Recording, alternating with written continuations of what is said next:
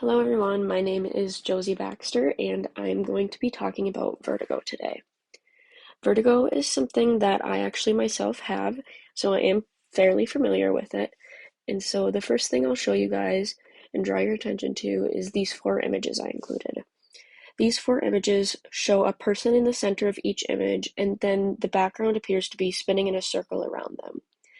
That is in order to try to visually show what it feels like to have vertigo. So that's just a way for you guys to visualize the symptoms, because typically with vertigo, and this will lead us into our next section, which is the biology of the disease, which focuses on the symptoms of it. So with vertigo, you feel a loss of balance, you risk falling, nausea, um, the sensation that you're spinning, ringing of the ears, and there are other symptoms as well. But a really common one is a loss of balance and the sensation that you're spinning, and those both can result in the risk of falling.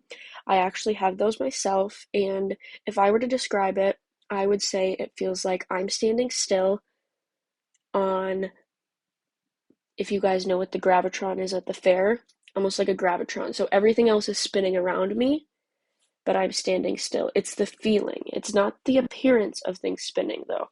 I just want to clarify that, for me personally at least. And the symptoms last anywhere from a minute, even matter of seconds, to months for some people. For me personally, they last about 24 hours and then they will go away. Now we will talk about causes. And some of the super very common causes are changing of the head position, or just a simple migraine can trigger a vertigo spell, and those are not very serious, but there are some serious things that can cause vertigo, such as a stroke, and that's definitely something that you'll want to keep an eye on if that's the reason for you developing vertigo.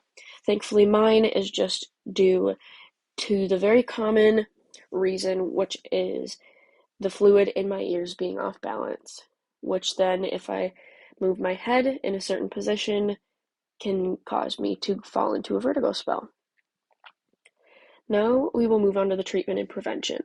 This one was a bit tricky because when it comes to vertigo, treatment and preventions are both on a case-by-case basis. And so some people just simply allow it to go away on its own and hope it doesn't show up. They do nothing to prevent it. And if they're lucky, it doesn't happen too much. Other people, myself included, I have gone to the doctor for it and I was given antibiotics and medication. I have not gotten the chance to use them yet, so I cannot say if they work, but I have heard they worked very well. And so you can be given medication to try to help reduce the symptoms, but it really, in order to get treatment, it really is a case by case basis and you have to go in. As far as the prevention, again, it's a case by case basis. Your doctor may say, try to think of what you did before your vertigo spell occurred and see maybe that's the cause, but that's very dependent on the person. And quickly, I will say that for me personally, I have not found anything that specifically causes it. I found no common factors that occurred right before that could have caused it. So I'm still trying to pinpoint, and so pinpointing the cause of it can be very difficult as far as triggers go. So now we'll talk about the effects the disease has on society, past, present, and future. So prior to people knowing what vertigo was, it was always just referred to as being dizzy, which was very frustrating, I'm sure, for people because they knew they weren't just dizzy, but they didn't know what it was. Um, Vertigo is not a deadly disease, and so it doesn't become too serious in almost all cases, and it's nothing that you really have to fear for your life because of. I will say it's a non-infectious disease, and so it cannot spread from one person to the other. So just because I have vertigo does not mean that it will spread to somebody. I actually cannot spread it. to anybody else because it's a disease that you cannot spread. And so that is very nice, and you don't feel like you're putting everybody at risks or when you're around them. Um, I will say though, it does have an effect on my daily life as far as work and school and social life and just going out and about because, like I said earlier, my spells last for about 24 hours.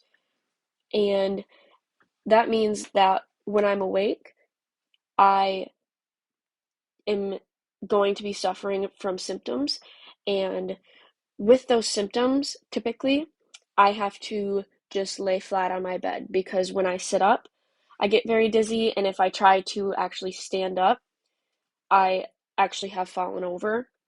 And so obviously, I cannot drive that day. I can't walk anywhere. And so for the day, I am stuck in my bed laying flat on my back. And so that can be very inhabilitating. And so that is for me personally, I suffer typically for 24 hours. Now, if you're somebody who has it very severe, this could last for days to months.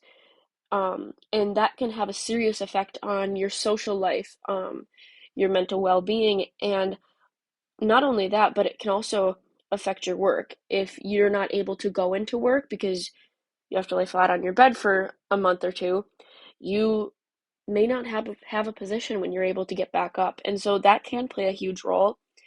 Um, Thankfully, there are ways to try to get it to settle down, but those ways don't work for everyone.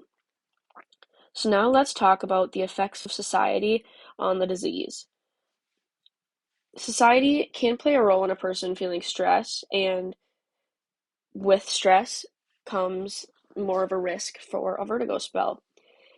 Um, Today we have a lot of pressure to fit in and to fit the social norm that it can cause us to feel very stressed. You might feel like you have to get all A's, and so you feel very stressed about it. And all of that can pile up and be the reason you get a vertigo spell. And then I'll just touch on quickly another reason for vertigo spells is migraines, and today's society is very loud. If you live in the city, it's very loud. I myself, if I'm not giving a narration of a poster like I am right now, I can be very loud. Um, and overall, society is very loud in this generation, and that can cause people to have migraines. And with migraines can come vertigo. And so, overall, it can be a very difficult disease to live with, but thankfully, more treatments are coming. And I hope you guys enjoyed learning about vertigo and have an amazing rest of your day.